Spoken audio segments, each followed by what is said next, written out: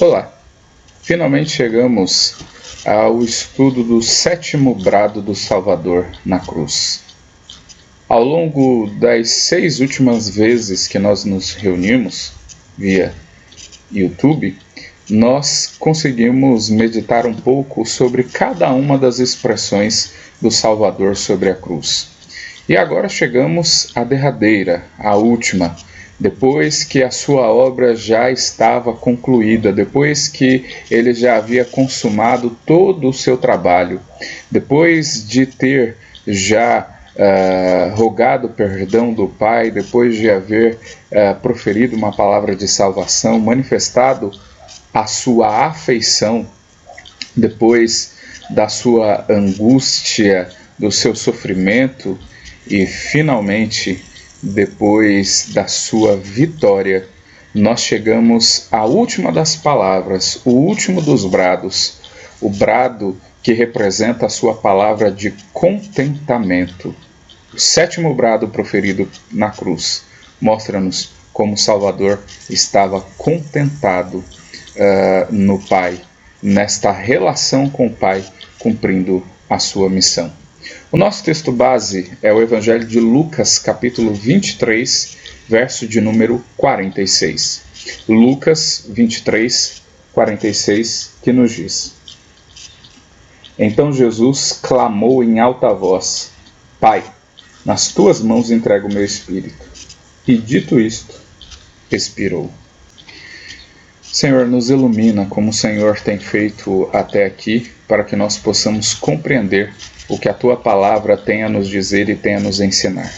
Em nome do Senhor Jesus, ilumina os nossos olhos, ilumina a nossa mente, para que nós possamos compreender aquilo que é da vontade do Senhor no tocante a esta palavra, a este brado.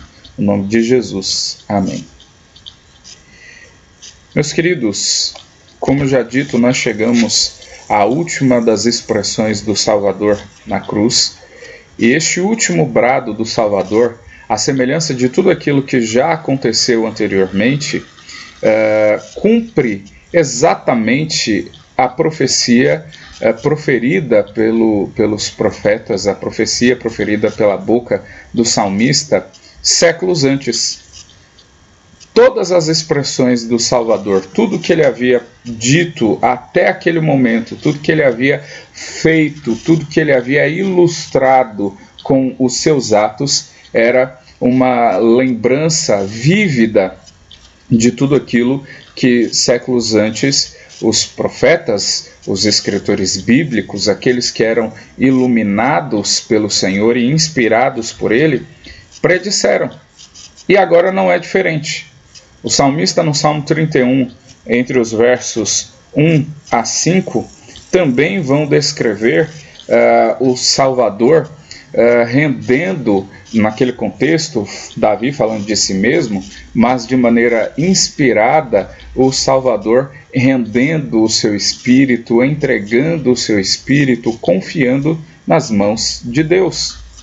É interessante porque dos 7 brados dados até o momento, 3 deles se dirigiram aos homens. Primeiro, a palavra de salvação ao ladrão na cruz. À sua mãe, a sua palavra de afeição. Aos homens que estavam ali como espectadores do horror ao qual ele havia sido submetido, a sua palavra de sofrimento por causa da sua sede. Outras 3 foram dirigidas diretamente a Deus. Primeiro, rogando ao Pai o perdão pelos pecadores que lá estavam e não tinham ideia da malignidade daquele momento e do como eles estavam fazendo o que havia de pior e mais terrível. Também, uma palavra de angústia ao ser desamparado pelo Pai, ao exclamar: Eli, Eli, lama sabachthani, que quer dizer: Deus meu, por que me desamparaste? E a última, dirigida diretamente a Deus, fora esta, o seu brado de contentamento, rendendo e entregando diretamente nas mãos do Pai o seu Espírito. Uma delas se dirigiu a todos que estavam ali, aos homens e a Deus, aos anjos e ao diabo, que foi a sua palavra de vitória ao exclamar: está consumado. Tudo isto aconteceu. Todas estas palavras foram proferidas, essa sequência de palavras foram proferidas pelo Salvador, a fim de que nós pudéssemos entender que aquele momento era o mais sublime de todo. De fato, como Paulo escreve na sua carta aos Gálatas, aquele era o momento dos momentos, aquele era a plenitude dos tempos. Afinal de contas, tudo o que havia acontecido na história da humanidade convergiram e propiciaram a chegada do Salvador de maneira perfeita, de maneira completa, e a chegada do Salvador ao longo de toda a sua vida e de todo o seu ministério, de toda a sua peregrinação sobre esta terra, incluindo a sua crucificação, e o que se deu durante a sua crucificação era para que todos, seres celestiais e seres naturais, pudessem contemplar a grandeza do Deus Todo-Poderoso que faz tudo conforme os seus decretos, a grandeza daquele que é a segunda pessoa da Trindade, o Rei dos Céus, que se submeteu a viver em forma humana para que pudesse também, de uma maneira completa e perfeita, reinar com poder e autoridade conferida pelo Pai nos céus e na terra. E agora nós vemos nesta expressão: Pai, em tuas mãos entrego o meu espírito, o Salvador retomando a comunhão com o Pai. Ele começa e termina os seus brados se dirigindo ao Pai, mostrando a sintonia entre ambos. Na primeira palavra, lá no verso de número 34 deste mesmo capítulo, o Senhor se dirige diante de todos os impropérios que ele estava ouvindo, diante de todas as palavras de zombaria, de toda a humilhação que ele havia sofrido até aquele momento. Ele não se dirige aos homens inicialmente. Ele não manda-lhes calar a boca. Ele nem ao menos faz algo para silenciá-los, pelo contrário. Ouvindo todas aquelas coisas e sendo submetido a todas elas, o que nós vemos é o Salvador orando ao Pai, conversando com o Pai e pedindo ao Pai para que perdoasse aqueles homens, porque eles não sabiam o que faziam. Embora momentos antes ele houvesse experimentado o desamparo da parte de Deus, o Senhor literalmente deixando para que ele pudesse provar o cálice da ira e da cólera de Deus de maneira intensa, profunda e real. Agora ele estava novamente se dirigindo ao Pai em perfeita comunhão. Ele conversa com o Pai e diz: Pai, em tuas mãos entrego o meu espírito. Meus irmãos, é preciso que nós observemos a magnitude deste momento quando o Salvador está nesse diálogo com o Pai. É preciso que nós entendamos que o Senhor Jesus, em todas as coisas, em todo o seu ministério, durante toda a sua peregrinação, sabia o que estava por fazer, o que iria evidentemente realizar, a obra que estava por consumar, e esta obra que ele estava por consumar era uma obra que envolvia a comunhão entre ele e o Pai. Afinal de contas, em alguns momentos, o próprio Jesus diz que ele e o Pai são um. Que quem o vê, vê o Pai. Que quem se relaciona com ele, que quem satisfaz a sua vontade, se submete ao seu senhorio, à sua autoridade, imediatamente também está fazendo em relação ao Pai. Não há como haver comunhão com o Pai sem haver com o Filho, porque há uma comunhão perfeita entre Pai e Filho, entre o Criador e o Salvador de todas as coisas. E nós vemos essa comunhão exercitada desde os momentos anteriores à sua crucificação, quando Jesus diz no Evangelho de Mateus, capítulo 26, verso 39: Adiantando-se um pouco, prostrou-se sobre o seu rosto, orando e dizendo: Meu Pai, se possível, passa de mim este cálice. Todavia, não seja como eu quero, e sim como tu queres.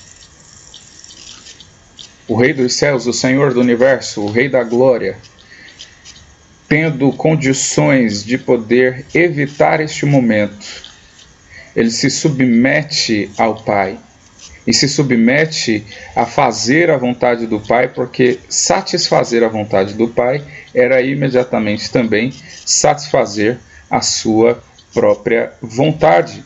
Afinal de contas, em dado momento, o Senhor Jesus diz justamente isso.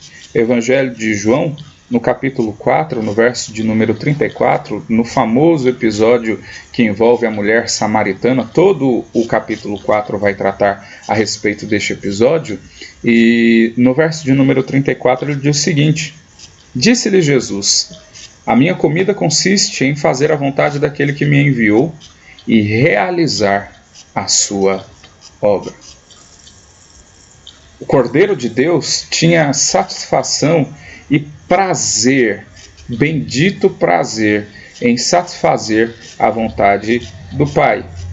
Havia entre eles uma sintonia tal, havia entre eles uma harmonia tal, que diante da cruz, quando estava consumando a sua obra, consumando o seu trabalho, consumando o plano redentivo, ele inicia se dirigindo ao Pai, ele encerra se dirigindo ao Pai, mostrando-nos que não há nada mais importante, mesmo diante do sofrimento, mesmo diante de tantas circunstâncias complicadas das quais nós possamos nos submeter, que seja tão superior, que seja tão importante quanto a nossa comunhão com o Pai.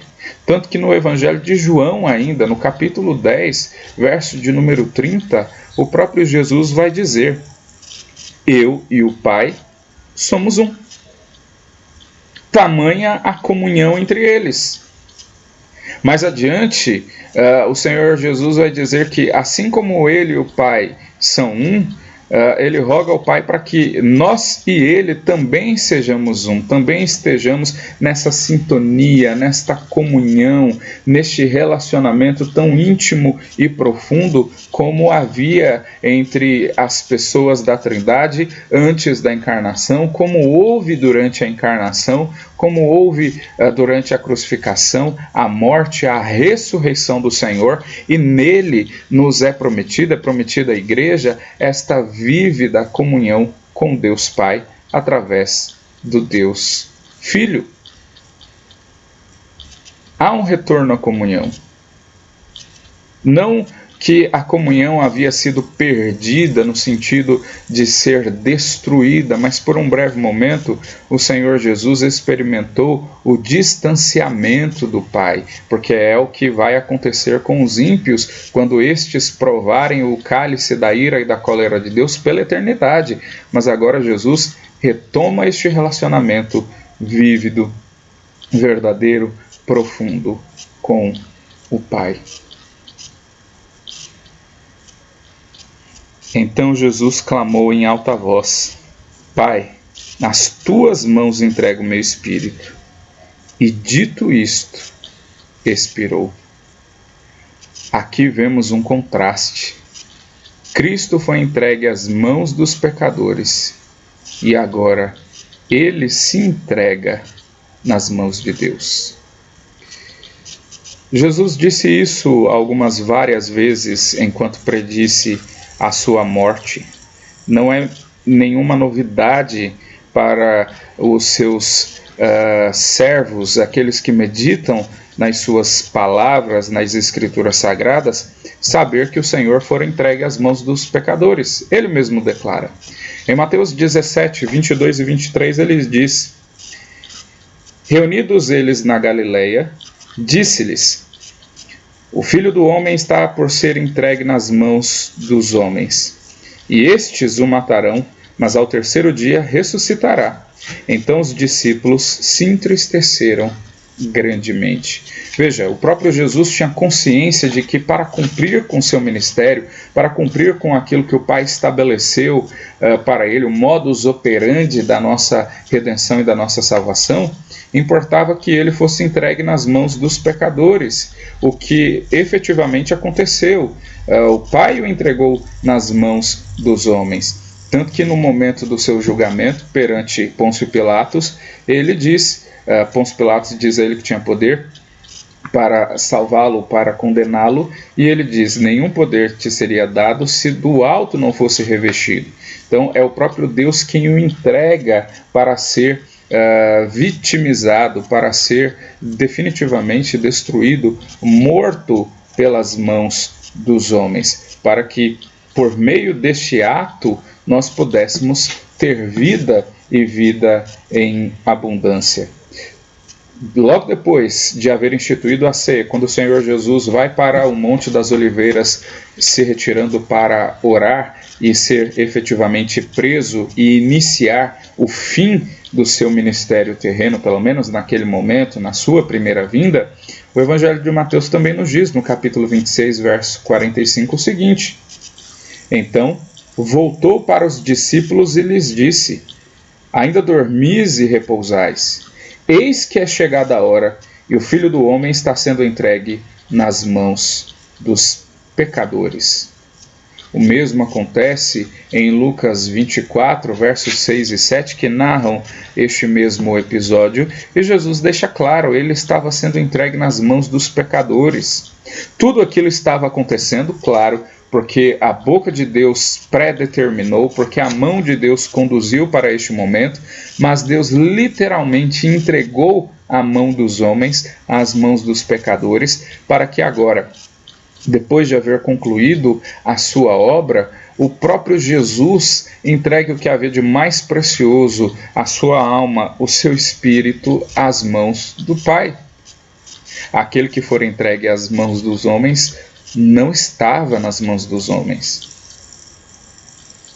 Aquele que fora deixado sob a autoridade dos homens por breve instante, nunca esteve sob esta autoridade, porque sempre esteve debaixo da autoridade, conduzido, sustentado pelas mãos do Pai, mesmo quando submeteu-se aos homens. Quando o Senhor rende o seu espírito, ele nos mostra esse contraste. Cristo, que havia sido entregue nas mãos dos homens, estava, na verdade, nas mãos de Deus.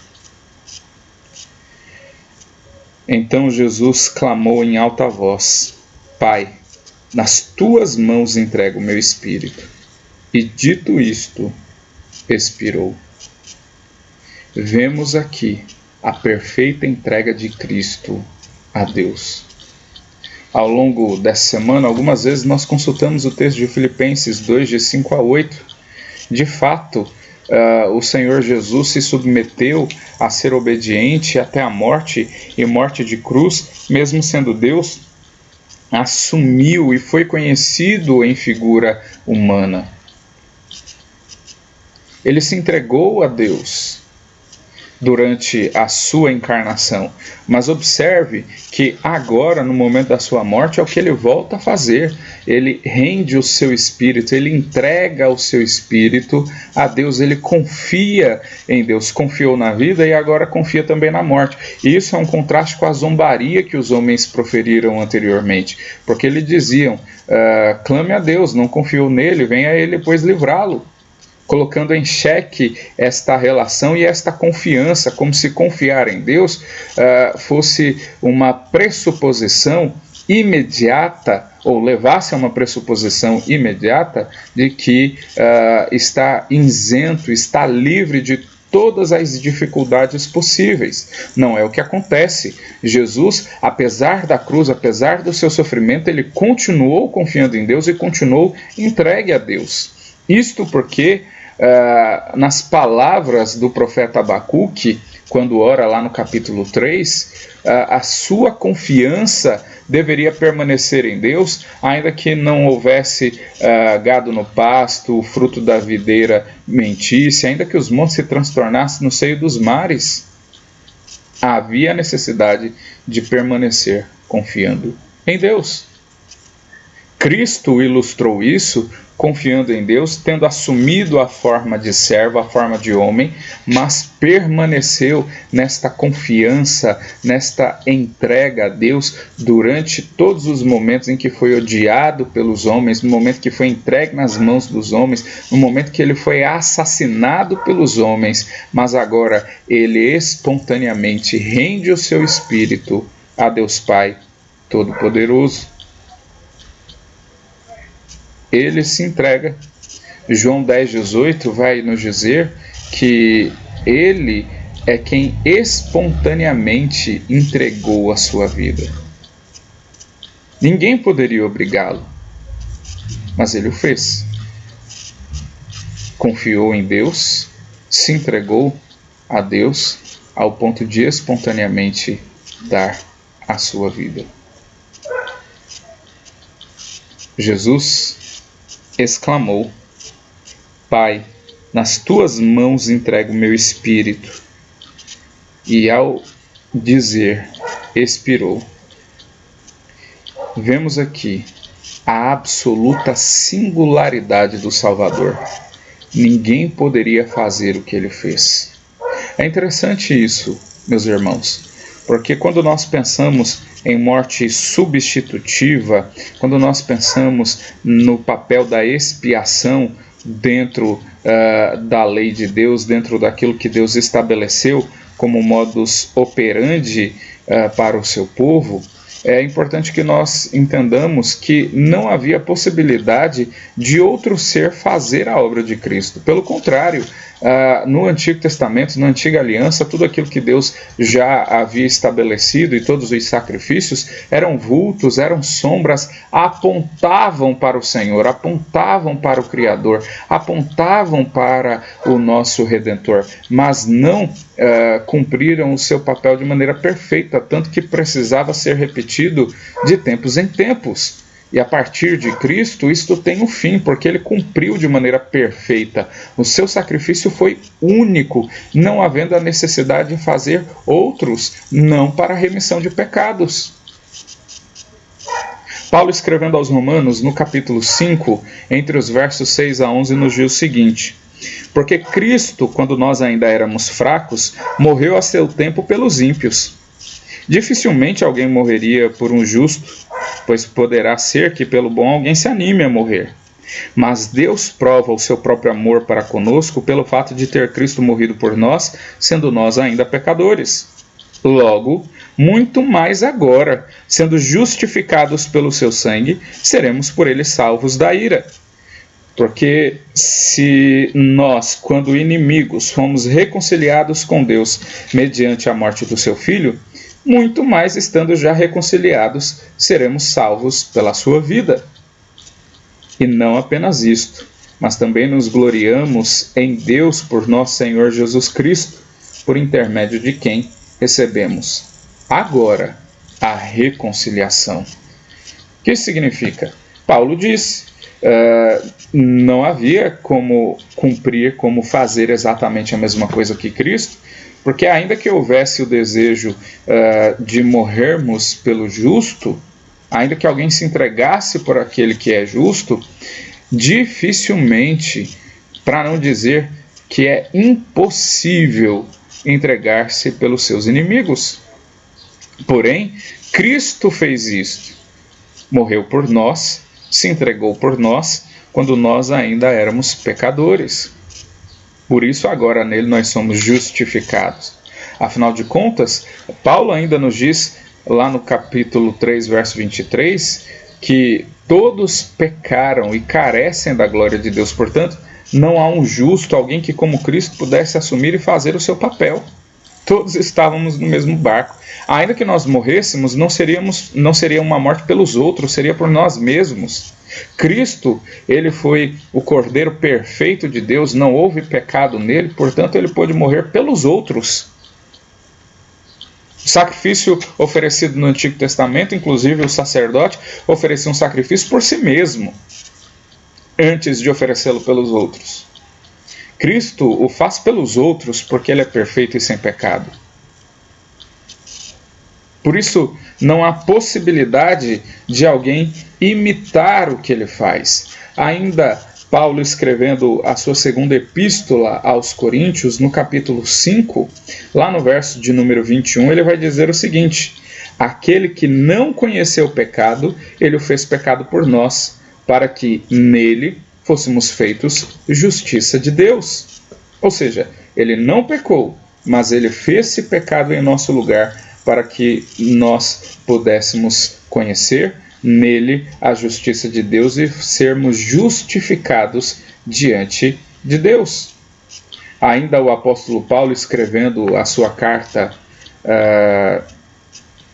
aos Gálatas, no capítulo 3, verso de número 13, vai nos dizer o seguinte: Cristo nos resgatou da maldição da lei, fazendo-se ele próprio maldição em nosso lugar, porque está escrito: maldito todo aquele que for pendurado em madeiro. O que isso significa? Significa que aquele que não tinha pecado fez pecado por nós. Aquele que não carregava a maldição. E qual era a maldição? A alma que pecar, esta morrerá. Lá estabelecida no Éden, quando o homem peca, e lembrada pelo profeta Ezequiel, o próprio Cristo, ele assume esta maldição. Não estava sobre ele porque ele não pecou, mas ele assumiu esta maldição ao morrer em nosso lugar, tornando-se maldito em nosso lugar. É por isso que ninguém poderia fazer o que ele fez. Ele entrega a sua vida ao Pai como oferta, como libação, como sacrifício, porque nenhum de nós poderia fazer a mesma coisa e nem chegar perto dos seus atos. Por isso, o nosso texto nos diz que Jesus clamou em alta voz: Pai, nas tuas mãos entrego o meu espírito. E dito isto, expirou. Por quê? Ele entregou nas mãos de Deus como sacrifício pelos seus inimigos, pelos filhos da ira e também da desobediência, para torná-los filhos de Deus, reconciliados consigo através da cruz e do sangue, para reconciliá-los com Deus. Aqui vemos o lugar de segurança eterna, as mãos de Deus e lugar de comunhão com o próprio Deus. Cristo nos mostra isso. No Evangelho de João, capítulo de número 10, os versos 27 e 28, vai nos dizer o seguinte: as minhas ovelhas ouvem a minha voz, eu as conheço e elas me seguem. Eu lhes dou a vida eterna, jamais perecerão, e ninguém as arrebatará da minha mão. Veja, o próprio Jesus deixa claro que, enquanto ovelhas dele, conhecemos a sua voz, seguimos, e uma vez que conhecemos a sua voz e o seguimos, ninguém, absolutamente ninguém, nos arrebatará das suas mãos. Ele conquistou isso, por isso nós podemos permanecer seguros em sua obra, seguros naquilo que ele fez e garantiu para nós.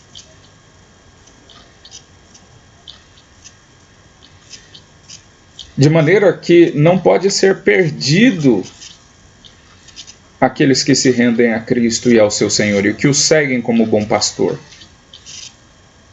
Ainda no Evangelho de João, no capítulo 18, verso 9, o Senhor Jesus diz o seguinte: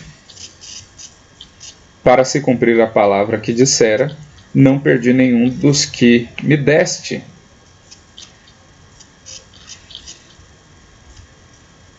todos aqueles a quem o Pai confiou a Jesus não se perderam. Por quê? Porque Cristo garantiu isso com o seu sacrifício. Quando ele rende o seu espírito a Deus, quando ele morre, quando ele deixa esta vida e muito mais, quando ele ressuscita triunfante gloriosamente, nós, todos aqueles que ouvem a sua voz, que o conhecem, que o seguem, que não podem ser arrebatados da sua mão, não são perdidos, permanecem nele. Por quê? Porque não depende de você e de mim, depende dele, do que ele fez. Se dependesse de nós, nos perderíamos constantemente. É por isso que ainda no Evangelho de João, no capítulo 14, o Senhor Jesus diz o seguinte: não se turbe o vosso coração, credes em Deus, crede também em mim. Na casa de meu Pai há muitas moradas, se assim não fora, eu vou-lo teria dito. Pois vou preparar-vos lugar, e quando eu for e vos preparar lugar, voltarei e vos receberei para mim mesmo, para que onde eu estou, estejais vós também. Ele prepara o ambiente com o seu sacrifício, com o render-se do seu espírito. Claro, isso não acontece durante esse período de morte, é depois que ele ressuscita, depois que ele toma as chaves da morte e do inferno, depois que ele gloriosamente ressuscita dentre os mortos e sobe aos céus, ele nos prepara lugar e para que estejamos com ele desfrutando desta comunhão pela eternidade. Aliás, o salmista experimentou algo parecido com isso, embora ainda na antiga aliança, esta certeza desta comunhão com Deus, incluindo os momentos de dificuldade, quando lá no Salmo de número 23, no verso de número 4, ele diz que ainda que eu ande pelo vale da sombra e da morte, não temerei mal nenhum, porque tu estás comigo, o teu bordão e o teu cajado me consolam. A presença de Deus, a companhia de Deus, a presença do Supremo Pastor, a companhia do Supremo Pastor, faria com que ele enfrentasse o vale da sombra e da morte sem temer. Não é que não teria o vale da sombra e da morte, não que seria menos sombrio ou que não haveria morte. É possível que houvesse, como houve, mas não temeria por causa desta íntima comunhão com Cristo, com o Supremo Pastor. Cristo, para nós, que vimos a sua encarnação, mas para ele o Messias prometido da parte de Deus. O apóstolo Paulo novamente vai nos dizer, na sua carta aos Romanos, no capítulo de número 6, o seguinte, entre os versos 8 e 11. Ora, se já morremos com Cristo, cremos que também com ele viveremos, sabedores de que, havendo Cristo ressuscitado dentre os mortos, já não morre, a morte já não tem domínio sobre ele. Pois, quanto a ter morrido de uma vez para sempre, morreu para o pecado, mas quanto a viver, vive para Deus. Assim também vós considerai-vos mortos para o pecado, mas vivos para Deus em Cristo Jesus.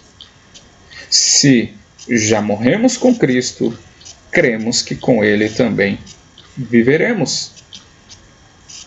Ainda na segunda carta a Timóteo, no capítulo de número 2, os versos 10 a 13, vão nos dizer o seguinte: por esta razão, tudo suporto por causa dos eleitos, isto é Paulo dizendo, para que também eles obtenham a salvação que está em Cristo Jesus, com eterna glória. Fiel é esta palavra.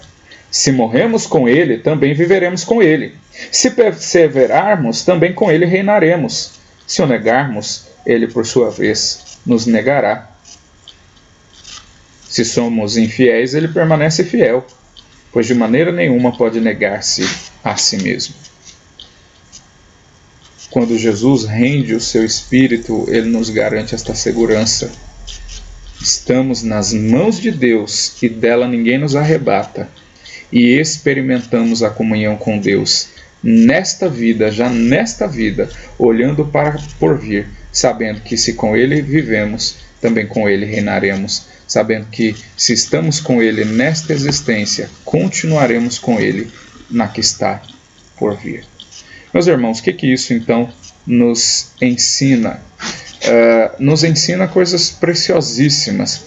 Primeiro, a comunhão que havia entre o Filho e o Pai, e a necessidade de nós exercitarmos a nossa comunhão com Deus olhando para o Filho, vivendo como o Filho viveu. Claro, não vamos fazer isso de maneira perfeita, não dá. Mas nós não podemos não nos dedicarmos a isso, ou nos contentarmos em ser falhos, ao invés de lutar para que tenhamos uma vida cada vez mais íntima com Deus. Como?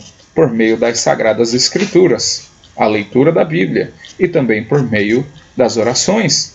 Jesus cumpriu cabalmente tudo quanto as Escrituras diziam. Ele conhecia o que as Escrituras diziam. Ele conversava com o Pai, dialogava com o Pai, orava ao Pai, tanto nos momentos bons quanto nos momentos que eram ruins.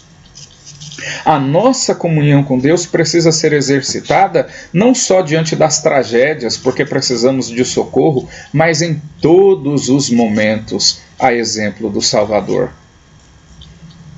Graças a Deus que nós não estamos entregues às mãos dos pecadores. Ele fez isso. Nós estamos, conquanto estejamos na presença dele, vivendo por ele e com ele, nós estamos nas mãos de Deus e dela ninguém nos arrebata. Enfrentamos dificuldades, perigos, oposição, tentações, privações e provações, mas não decaímos, porque o que nos sustenta não somos nós mesmos, é a graça de Deus. E ainda que nós venhamos a tropeçar, ainda que os nossos pés de fato resvalem, Ele nos sustenta, firmando o nosso pé sobre a rocha, nos tirando do tremedal de lama. A exemplo de como Cristo se entregou perfeitamente a Deus, é preciso que nós também nos entregamos, é preciso que nós também vivamos por Ele, para Ele, lutando para viver desta maneira neste mundo. É preciso que nós creiamos que não há salvação em nenhum outro, porque não há outro nome dado entre os homens pelo qual importa que sejamos salvos, e ninguém, absolutamente ninguém poderia fazer o que ele fez, porque não existe em nós, para começar, o bem moral, porque todos pecaram e carecem da glória de Deus, não há um justo sequer, todos a uma se corromperam, se extraviaram, não há como fazermos o que ele fez, houve singularidade na sua obra, e a singularidade nos efeitos da sua obra. E estejamos seguros, meus irmãos, nesta vida. Se nós estivermos na mão de Deus, em íntima comunhão com Deus nesta vida, quando ela chegar ao fim, e vai chegar, quando os nossos olhos fecharem para esta vida e abrirem no porvir, continuaremos nas mãos de Deus, continuaremos exercitando a nossa comunhão com Deus. Sim, quando Cristo rendeu o seu Espírito ao Pai, Ele o fez para que nós compreendêssemos que até mesmo na hora da morte não há nada melhor do que a companhia de Deus e a comunhão com Ele. Que o Senhor nos abençoe. Pai, nos ajude em Cristo Jesus a experimentarmos todas essas coisas, a vivê-las e a glorificar o seu nome, a estarmos, ó Deus, numa relação de comunhão com o Senhor mediante o teu Filho, de maneira que nesta vida não haja nada melhor para nós do que continuar em comunhão contigo, para que quando chegar o momento final desta, quando a nossa morte vier, ou quando o último anjo tocar a trombeta e os céus se abrirem, nós continuemos a exercitar a nossa comunhão com o Senhor por toda a eternidade. Não nos deixa, Deus, querer ter comunhão contigo só no fim, porque não sabemos quando será o fim e poderá ser tarde. Mas aos teus eleitos, desperta o desejo, a necessidade e a vontade de comunhão com o Senhor nesta vida, desde já e para sempre. Rogamos estas graças no nome de Jesus. Amém. Que o Senhor nos abençoe, meus irmãos. para que, encerrando agora os brados do Salvador na cruz, tenhamos aprendido, tenhamos crescido espiritualmente e nos aproximemos ainda mais do Redentor.